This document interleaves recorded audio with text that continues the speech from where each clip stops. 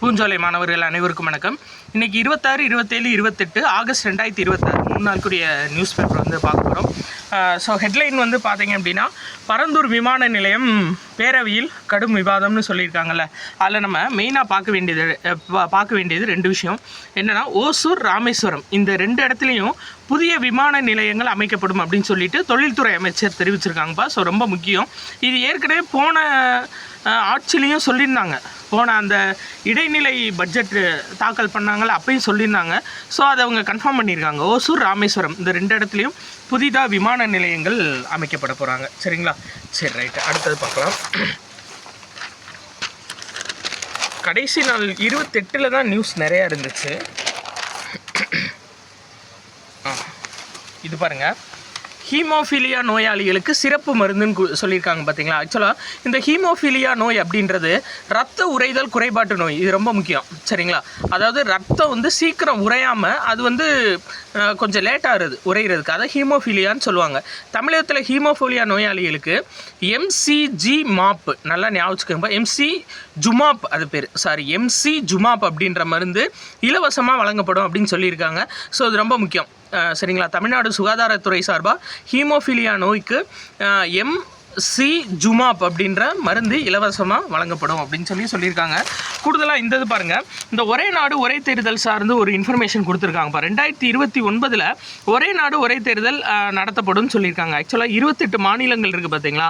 அதில் வந்து 17 மாநிலங்களில் பாஜக நேரடியாக ஆட்சி நடத்துகிறாங்க. ப்ளஸ் 5 மாநிலங்களில் வந்து பாஜக ஆதரவோட மிற்ற கட்சிகள் வந்து என்ன பண்ணுறாங்க, மிற்ற கட்சிகள் ஆதரவோட பாஜக வந்து ஆட்சி அமைச்சிருக்காங்க. ஸோ 22 மாநிலங்களில் மட்டும் பாஜக இருக்கக்கூடிய 22 மாநிலங்களில் மட்டும் 2029 மக்களவை தேர்தல் ஒரே நாடு ஒரே தேர்தலாக நடத்தலாமா அப்படின்னு சொல்லிட்டு ஒரு பிளான் போயிட்டுருக்கு.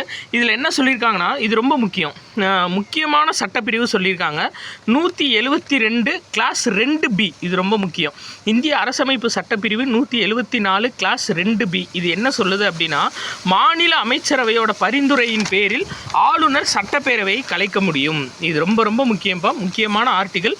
திரும்ப சொல்கிறேன், 174 கிளாஸ் 2B என்ன சொல்லுது அப்படின்னா, ஒரு மாநில அமைச்சரவையோட பரிந்துரை பேரில் ஆளுநர் சட்டப்பேரவையை கலைக்க முடியும் அப்படின்னு சொல்லுது. ஸோ இந்த ஆர்டிக்கலை யூஸ் பண்ணி சட்டப்பேரவையை கலைச்சிட்டு ஒரே நாடு ஒரே தேர்தல் நடத்தலாம் அப்படின்னு சொல்லி பிளான் பண்ணிகிட்ருக்காங்க.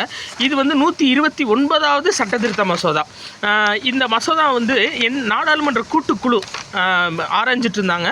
அந்த நாடாளுமன்ற கூட்டுக்குழுவோட தலைவர் யார் அப்படின்னா பிபி சௌத்ரி. இது ரொம்ப முக்கியம். சரிங்களா? ரைட்டுப்பா. அடுத்தது பார்க்கலாம். ஏன்னா ஒரே நாடு ஒரே தேர்தல் சேர்ந்து நம்மளுக்கு கொஸ்டின் கேட்க வாய்ப்பு இருக்குது. இது பாருங்கள், அதாவது இந்திய கடற்படையில் இணைக்கப்படும் புதிய கப்பல் நிபுண். சரிங்களா? இது வந்து ஒரு முன்னோட்டமாக இது பண்ணிகிட்ருக்காங்க. இன்னும் இணைக்கப்படலை. அதுக்கு முன்னோட்ட நடவடிக்கை நடந்திருக்கு. இந்த நிபுண் போர்க்கப்பல் எதுக்கு அப்படின்னா, ஆழ்கடல் உதவி கப்பல். அதான் ரொம்ப முக்கியம். இந்தியாவோட நீர்மூழ்கி கப்பலுக்கு உதவி கப்பலாக செயல்படும் இந்த நிபுண் போர்க்கப்பல். சரிங்களா? ஏன்னா இதுவரையும் நம்ம பார்த்துருப்போம், ஸ்டெல்த் வகை போர்க்கப்பல் பார்த்துருப்போம், நீர்மூழ்கி போர்க்கப்பல் பார்த்துருப்போம், இல்லை ஆய்வுக்காக மட்டும் பயன்படுத்தக்கூடிய போர்க்கப்பல்கள், இப்படி நிறையா நம்ம பார்த்துருவோம். ஆனால் நீர்மூழ்கி கப்பலுக்கு உதவக்கூடிய ஒரு போர்க்கப்பல் எது அப்படின்னு சொல்லி பார்த்தீங்கன்னா இந்த நிபுண். சரிங்களா? இது பேரே வந்து ஆழ்கடல் உதவி கப்பல்ப்பா, ஞாபகம் வச்சுக்கோங்க. சரிங்களா? ரைட். அடுத்தது பாருங்கள், உள்நாட்டு பாதுகாப்பு துறையினருக்கு DRDO ஏவுகணை தொழில்நுட்பம் சொல்லியிருக்காங்கல்ல.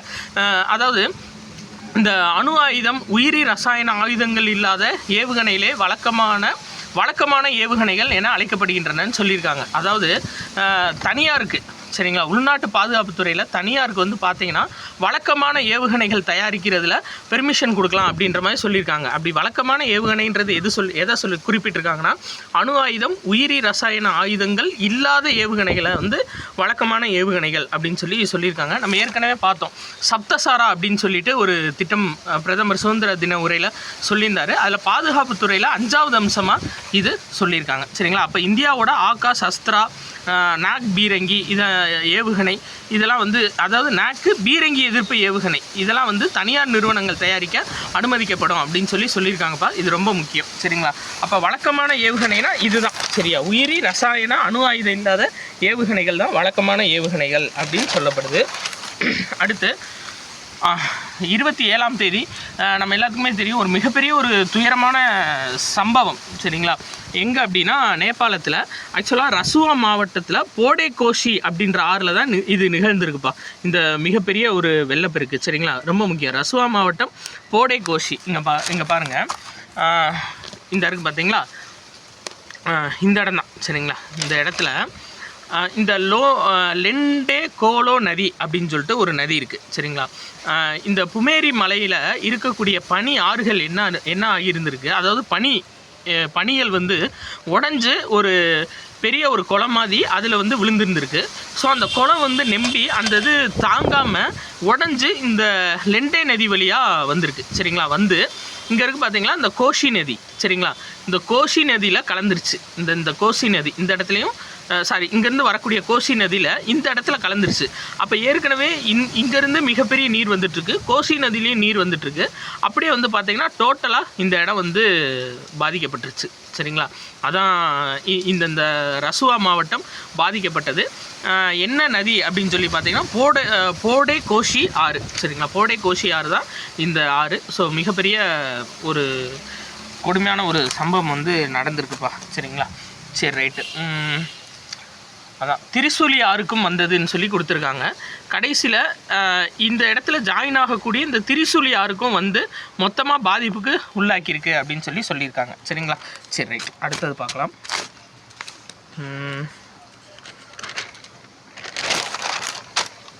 வேறு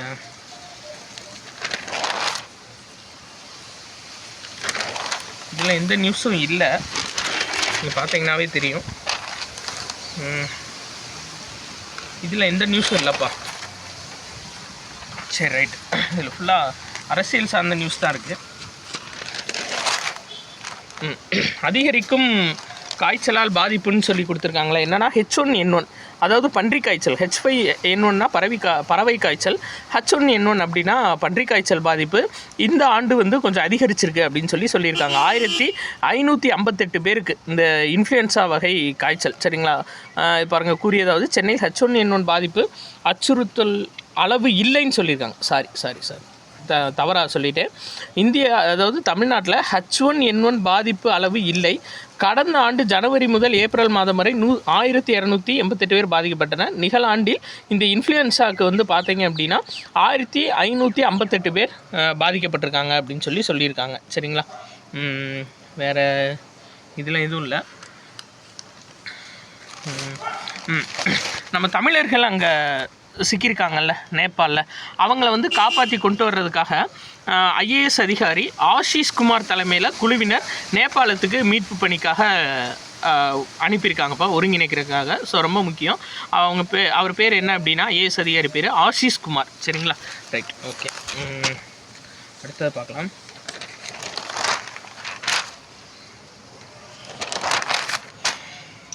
'28 வந்துட்டு இந்திய அளவிலான நியூஸ் தான் இருந்துச்சு.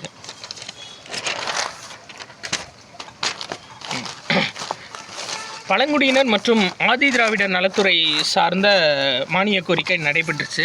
அதில் நிறைய இன்ஃபர்மேஷன் சொல்லியிருக்காங்க. இங்கே பாருங்கள், அதாவது ஆதி திராவிடர் மற்றும் பழங்குடியினர் நலப்பள்ளி விடுதிகளில் சிறப்பாக பணியாற்றுபவர்களுக்கு சரிங்களா, அதாவது ஆதி திராவிடர் மற்றும் பழங்குடியினர் நலப்பள்ளிகள் மற்றும் விடுதிகளில் ரெண்டுலேயுமே சிறப்பாக பணியாற்றுவதற்கு அறிவொளி ஆசிரியர் மற்றும் அறிவொளி காப்பாளர் விருது வழங்கப்படும் சொல்லியிருக்காங்கப்பா. அது ரொம்ப முக்கியம். அறிவொளி ஆசிரியர், அறிவொளி காப்பாளர் விருது யாருக்கு வழங்கப்படும் அப்படின்னா ஆதி திராவிடர் மற்றும் பழங்குடியினர் நலப்பள்ளிகளில் பணியாற்றக்கூடிய ஆசிரியர்கள் மற்றும் விடுதி காப்பாளர்கள் 2 பேர்த்துக்கும். அதே மாதிரி ஆதி திராவிடர் மற்றும் பழங்குடியினர் வீடு, அதாவது பள்ளிகளில் அம்பேத்கர் படிப்பகம் அப்படின்னு சொல்லிட்டு லைப்ரரி ஏற்படுத்தப்படும் சொல்லியிருக்காங்க. கூடுதலாக தூய்மை பணியாளர்களுக்கு சொந்த வீடு வழங்கும் அகம் திட்டம்னு சொல்லியிருக்காங்க சரிங்களா. 2500 கான்கிரீட் வீடுகள் வழங்கப்படும் சொல்லியிருக்காங்க. அப்போ அகம் திட்டம்னா என்னென்னா தூய்மை பணியாளர்களுக்கு சொந்த வீடு வழங்குதல் அகம் திட்டம். இந்த சரிங்களா, அறிவொளி ஆசிரியர், அறிவொளி காப்பாளர் விருது, கூடுதலாக அம்பேத்கர் படிப்பகம். இந்த 3 இன்ஃபர்மேஷனையும் ரொம்ப முக்கியமாக பார்த்துக்கோங்க. இதில் போனதில் என்ன சொல்லியிருக்காங்க, அதிக அளவு பாதிப்பு இல்லைன்னு சொல்லியிருக்காங்க போன நியூஸ் பேப்பரில். ஆனால் இந்த H1N1 பாதிப்புக்கு அரசு என்ன நடவடிக்கை எடுத்துள்ளது அப்படின்னு சொல்லி கேள்வி கேட்டிருக்காங்க. சரிங்களா, எதிர்க்கட்சிகள் சார்பாக. அப்போ ஆக்சுவலாக H1N1ன்றது நம்ம பார்த்து வச்சுக்கணும்பா. என்னென்னா பன்றி காய்ச்சல், H5N1னா பறவை காய்ச்சல், அவ்வளோதான். சரிங்களா, ரைட். அதான் அதில் இருக்க நியூஸு, வேறு எதுவும் இல்லை. இந்த பாருங்கள், 2028 ஒலிம்பிக்கில் ஒலிம்பிக்கு லாஸ் ஏஞ்சல்ஸில் நடைபெறுது. ஸோ என்ன சொல்லியிருக்காங்கன்னா, ஒவ்வொரு ஆண்டும் இந்தியர்கள் பாதிக்கும் மேற்பட்ட ஒலிம்பிக் போட்டியில் கலந்துக்கிறதே இல்லை அப்படின்னு சொல்லியிருக்காங்க. ஸோ பிரதமர் சொல்லியிருக்காரு. ஸோ இந்த ஆண்டு அதிகபட்சமாக எல்லாருமே எல்லா போட்டியிலையுமே கலந்துக்கணும்னு சொல்லியிருக்காங்க. ஸோ ஹாக்கி ஜாம்பவான் மேஜர் தியான்சந்த் அவரோட பிறந்தநாள் ஆகஸ்ட் 29 தேசிய விளையாட்டு தினமாக கொண்டாடப்படுது. ஸோ நம்மளும் தேசிய விளையாட்டு தினம் அன்னைக்கு விளையாட்டு வீரர்களை கௌரவிக்கிற விதமாக அனைத்து புத்தகங்களும் பேக்கிங் சார்ஜஸ் இல்லாமல் நம்ம கொடுக்குறோன்னு சொல்லியிருந்தோம்ல. பேக்கிங் சார்ஜஸ், கொரியர் சார்ஜஸ் இல்லாமல் எம்ஆர்பி ரேட்டுக்கே கொடுக்குறோன்னு சொல்லியிருந்தோம். ஸோ அதுதான். சரிங்களா, ஆகஸ்ட் 29 தேசிய விளையாட்டு தினமாக கொண்டாடப்படுகிறது. இதில் நீங்கள் பார்க்க வேண்டியது என்னென்னா, இங்கே பாருங்களேன், ஒலிம்பிக்கில் மொத்தம் 40 பிரிவின் கீழே 350 போட்டிகள் நடத்தப்படுது. ஆனால் இந்தியா 3ல் 1 பங்கு போட்டிகளில் தான் பங்கு பெறாங்க. மிச்ச போட்டியில் 2 பங்கு போட்டிகளில் தகுதி பெறாமே போயிடுறாங்க. தகுதியிலே உள்ளே வர்றது கிடையாது. சரிங்களா, அதனால் திறமையாளர் தேசிய அளவில் நடவடிக்கை மேற்கொள்ளப்படும் அப்படின்னு சொல்லியிருக்காங்க. அதாவது 5 முதல் 15 வயது வரை உள்ள திறமையாளர்கள் தேர்ந்தெடுக்கப்பட்டு தேசிய அளவில் பயிற்சிகள் வழங்கப்படும் சொல்லியிருக்காங்க. அடுத்தது ரொம்ப முக்கியம், மத்திய பிரதேச மாநிலம் ஜபல்பூரில் இராணுவ கனரக ஆலை வளாகம் டி பிரிவு பீரங்கி வாகனங்கள் சீரமைப்பு பிரிவு துவங்கியிருக்கு. இது ரொம்ப முக்கியம்ப்பா. அதாவது இந்தியாவோட டி பிரிவுன்னு சொல்லுவாங்க. அதாவது ஒரு சில கனரக வாகனங்கள் டி பிரிவில் தயாரிப்பாங்க. அது மாதிரி T-72 T-90 பீரங்கி வாகனங்கள் தரைவழி போரில் முக்கியமானவை ஆகும்னு சொல்லியிருக்காங்க. ஸோ இந்த வாகனங்கள் சீரமைக்கிற பிரிவு எங்கே அப்படின்னா மத்திய பிரதேச மாநிலம் ஜபல்பூர் இராணுவ வாகன தயாரிப்பு ஆலையில் இனிமேல் பண்ண போகிறாங்க. சரிங்களா, இது ரொம்ப முக்கியம். எங்கே இந்த டி பிரிவு வாகனங்கள் கனரக வாகனங்கள் சீரமைக்கிறதுக்காக எங்கே துவக்கப்பட்டிருக்கு அப்படின்னா மத்திய பிரதேச மாநிலம் ஜபல்பூரில் உள்ள இராணுவ வளாகம். சரிங்களா, வேறு விளையாட்டுச் செய்திகள். ஆசிய மகளிர் கோப்பை கிரிக்கெட் போட்டி துவங்கியிருக்குப்பா. சரிங்களா, எங்கே அப்படின்னா ஐக்கிய அரபு அமீரகத்தில் துவங்கியிருக்கு. ஸோ ஜெயிச்சதுக்கப்புறம் யார் ஜெயிச்சிருக்காங்க என்ன ஏதுன்னு பார்த்துக்கலாம். இது ரொம்ப முக்கியம். நிகழாண்டில் கடைசி கிராண்ட் ஸ்லாம் டென்னிஸ் போட்டி யூஎஸ் ஓப்பன். ரொம்ப ரொம்ப முக்கியம்ப்பா. கடைசி கிராண்ட் ஸ்லாம் டென்னிஸ் போட்டி இந்த நிகழாண்டில் எது அப்படின்னா யூஎஸ் ஓப்பன். இதில் இரட்டை கலப்பு பிரிவில் பார்த்தீங்கன்னா செக் குடியரசோட ஜேக்கப் மென்சிக் கரோலின் முசோவோ இணை. சரிங்களா, ஜேக்கப் மென்சிங் கரோலின் முசோவோ இந்த இணை பார்த்தீங்கன்னா கலப்பு இரட்டையர் பிரிவில் சாம்பியன் பட்டம் வாங்கியிருக்காங்க. ஓகே, யூஎஸ் ஓப்பனில் வேறு நியூஸ் இருக்குன்னா அவ்வளோதான்ப்பா. ஸோ 3 நாள் 26, 27, 28 3 நாள் நியூஸ் கம்ப்ளீட் ஆகிடுச்சு. நன்றி.